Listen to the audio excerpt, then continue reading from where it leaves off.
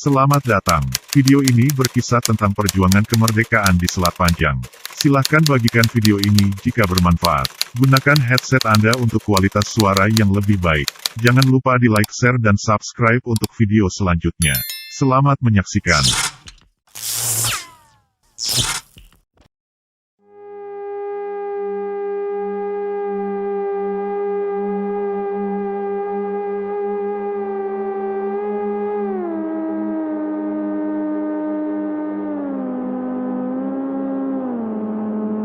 Perjuangan kemerdekaan di Indonesia tidak saja terjadi di kota-kota besar. Di Selat Panjang, revolusi fisik juga terjadi. Pada tahun 1942 Jepang menguasai Indonesia setelah berhasil mengalahkan tentara sekutu di Perang Pasifik. Di tahun yang sama Jepang mengukuhkan keberadaannya di Selat Panjang dengan membentuk pemerintahan baru dan memaksa penduduk melakukan romusa di badan usaha khusus menangani produksi dan pemasaran sagu bernama Kasokabushiki Kaisa yang didirikan pemerintahan Jepang di Dusun Suak. Tidak sedikit penduduk yang menderita penyakit dan kelaparan hingga menyebabkan kematian. Penderitaan ini berakhir setelah dibomnya kota Hiroshima oleh sekutu pada tanggal 6 Agustus tahun 1945 dan kota Nagasaki pada tanggal 9 Agustus tahun 1945 yang membuat Jepang menyerah kalah dan meninggalkan Indonesia. Tanggal 17 Oktober tahun 1945 sesaat setelah bendera merah putih dikibarkan sebagai tanda kemerdekaan Selat Panjang yang berlokasi di sebelah Telaga Bening, pasukan Inggris tiba dan menuju lokasi pengibaran bendera sedangkan tentara Belanda yang ikut serta tinggal di kapal. Hal ini membuat semua yang hadir menjadi marah dan hampir terjadi bentrokan antara tentara Inggris dan penduduk Selat Panjang hingga salah seorang yang hadir saat pengibaran bendera bernama Yonggani berkata, "Barang siapa yang berani menurunkan bendera yang sudah dikibarkan ini, inilah tunanganmu," ujarnya sambil mengacungkan parang. Tidak lama berselang tentara Inggris kembali ke kapal meninggalkan Selat Panjang, dan peristiwa ini dikenal dengan nama peristiwa Parang Bangkung. Pasukan Belanda mulai mencoba memasuki Selat Panjang. Kapal patroli Belanda terlihat di perairan Selat Air Hitam pada tanggal 29 Juni tahun 1947. Namun, sebelum merapat, kapal patroli tersebut menembakkan mortir dan meriam ke arah para pejuang yang berjaga di pinggir perairan dan di atas kapal bernama Banteng. Tak tinggal diam, para pejuang yang telah mendapat kiriman bantuan pasukan tambahan dari Komando Resimen Riau membalas tembakan dan memaksa kapal patroli Belanda mundur meninggalkan perairan Selat Air Hitam dan kembali ke Tanjung Pinang. Pagi hari tanggal 20 Maret tahun 1948, kapal patroli Belanda kembali mencoba memasuki Selat Panjang melalui perairan depan Kampung Alai, sambil mencegat dan merampok kapal yang hendak ke Selat Panjang. Namun kapal patroli Belanda berhasil dihalau setelah diserang melalui celah-celah pohon bakau oleh Pratu Suheri dan Pratu Jidun bersama para pejuang dari Kampung Alai. Serangan mendadak yang menimbulkan kepanikan pada tentara yang berada di kapal patroli Belanda tersebut membuat tentara Belanda membalas dengan menembak ke arah yang salah dan mundur ke Kuala Centai, dan akhirnya melarikan diri sambil menembakkan mortir ke arah Kampung Alai. Tanggal 6 Juni tahun 1948 di Kuala Kongkong. Kapal patroli Belanda merapat di Bum atau pelabuhan di Tanjung Motong. Bentrokan terjadi setelah seorang tentara Belanda yang hendak menurunkan bendera merah putih di pelabuhan ditembak oleh salah seorang pejuang yang dipimpin oleh Serda Nong Pandak. Kapal patroli yang telah merapat bergegas pergi menjauh ke tengah perairan sambil menembakkan mortir dan meriam ke arah pos penjagaan para pejuang yang mengakibatkan Serda Nong Pandak tertembak di kaki bagian kiri. Salah seorang pejuang juga tertembak di bagian dada dan kakinya hingga terputus dan akhirnya gugur. Para pejuang yang terus ditembak tentara Belanda memilih mundur ke tengah hutan atau perkebunan penduduk dan mengirimkan kabar ke Selat Panjang bahwa tentara Belanda sudah mulai mendekat. Para pejuang di Selat Panjang mulai mengumpulkan pasukan dan berhasil mendapatkan senjata dari bantuan warga Tionghoa yang diselundupkan dari Singapura tempat mereka menjual ojol, arang bakau dan tepung sagu.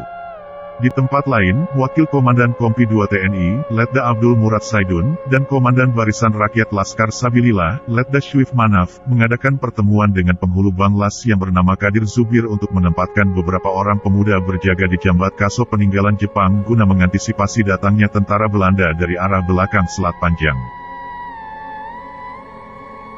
Pagi hari 2 buah kapal patroli Belanda P8 dan RP merapat di Jambat Kaso. Mahmud Jalal dan para pemuda yang ditugaskan untuk menjaga jembatan tersebut memilih untuk segera bersembunyi sambil mengumpulkan informasi yang akan diberikan ke para pejuang di Selat Panjang. Tentara Belanda yang telah masuk melalui Jambat Kaso ternyata bukanlah orang Eropa. Mereka menggunakan bahasa yang selalu didengar setiap hari oleh para pemuda. Akhirnya, para pemuda sadar yang mereka hadapi adalah orang Indonesia yang berada di pihak Belanda.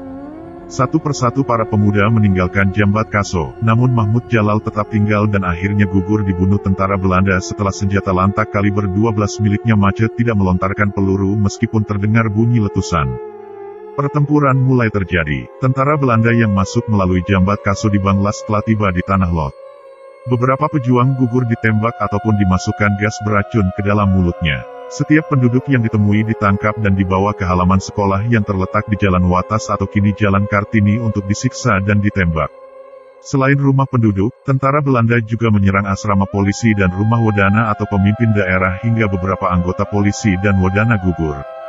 Di Pelabuhan Selat Panjang, kapal tentara Belanda juga sudah merapat dan segera menuju daratan. Serangan dari dua arah ini membuat para pejuang mundur dan bersembunyi jauh dari Selat Panjang ke Kampung Alai. Kapal Belanda yang merapat di Pelabuhan Selat Panjang mulai membawa mayat-mayat tentara Belanda yang tewas. Selain mayat tentara Belanda, Komandan Pasukan Kompi Militer 2 Batalion 2 Selat Panjang Kapten Simon de Lima juga ikut kapal tersebut dan meninggalkan Selat Panjang. Para tentara Belanda yang sudah menguasai Selat Panjang, mulai menyusuri setiap tempat guna mencari tokoh masyarakat untuk dihabisi. Hal ini membuat para tokoh merasa terancam dan meninggalkan Selat Panjang bersembunyi ke kampung-kampung terdekat.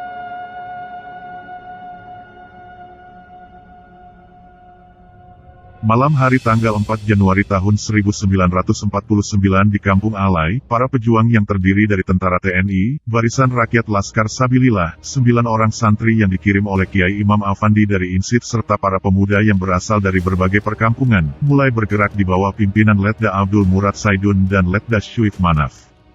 Mereka menyeberangi Sungai Perumbi ke Insit dan menyusuri jalan menuju Ala Air, yang mana jalan yang mereka tempuh ini sekarang disebut Jalan Perjuangan. Dini hari tanggal 5 Januari tahun 1949 para pejuang telah tiba di depan tangsi atau asrama tempat berlindung tentara Belanda yang terletak di Jalan Tengku Umar persimpangan Jalan Amelia. Dalam keadaan sunyi dan gelap, 9 orang santri masuk ke dalam tangsi sambil membawa senjata tajam dan menghabiskan nyawa para tentara Belanda yang sedang tertidur. Tentara Belanda yang sadar telah terjadi penyerangan, lari keluar tangsi dengan keadaan panik untuk menyelamatkan diri.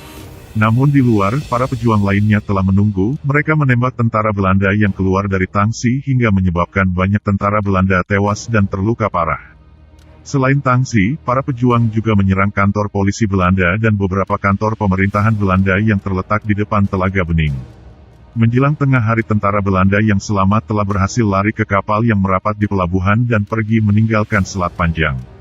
Setelah semua tentara Belanda meninggalkan Selat Panjang, Letda Abdul Murad Saidun mengajak para pejuang pergi meninggalkan Selat Panjang karena seperti biasa Belanda akan mengirimkan pasukan yang lain jika mereka dalam bahaya. Perkiraan tersebut tepat. Beberapa pesawat tempur jenis Mustang tampak di langit Selat Panjang. Pesawat milik Belanda tersebut menduga para pejuang sembunyi ke arah barat, yaitu Ala Air. Di sana, pesawat Belanda menjatuhkan bom di halaman sekolah setelah melihat sebuah bendera merah putih, namun tidak menimbulkan korban jiwa. Setelah keadaan Selat Panjang dianggap aman, pasukan udara telah pergi, tentara Belanda kembali ke Selat Panjang dan mulai mengevakuasi mayat-mayat yang berada di tangsi maupun yang tergeletak di sepanjang jalan hingga tengah malam. Kini, Belanda sudah sangat waspada dengan para pejuang. Belanda mulai menyusun pemerintahan yang baru sambil mencari para pejuang yang masuk ke Selat Panjang dengan cara menyamar dan menyerang secara bergerilya hingga menimbulkan perang mental bagi tentara Belanda untuk waktu yang lama. Tanggal 27 Desember tahun 1949, sesuai dengan hasil konferensi meja bundar yang diadakan di Den Haag, Belanda pada tanggal 23 Agustus sampai tanggal 2 November tahun 1949, Dr. Andus Muhammad Hatta selaku perwakilan dari pemerintah Indonesia, menerima penyerahan kedaulatan dari pemerintah Belanda yang diwakili Ratu Juliana secara de jure. Mr. Loving perwakilan Ratu Juliana menyerahkan kedaulatan kepada perwakilan Indonesia yaitu Sri Sultan Hamengkubuwono IX yang didampingi Mr. Muhammad Rum di Jakarta. Penyerahan kedaulatan ini ditandai dengan diturunkannya bendera Belanda dan dinaikkannya bendera merah putih di Istana Merdeka. Di tanggal yang sama, pemerintah Belanda di Selat Panjang diwakili GTBA Mr. P.J. Flick juga menyerahkan kedaulatan kepada Wadana Militer Selat Panjang Datuk Arifin. Namun Belanda baru meninggalkan Selat Panjang pada tanggal 15 Februari tahun 1950 karena banyak urusan yang harus dibenahi dan menjelaskan fungsi, pelaksanaan kerja dan teknis kegiatan.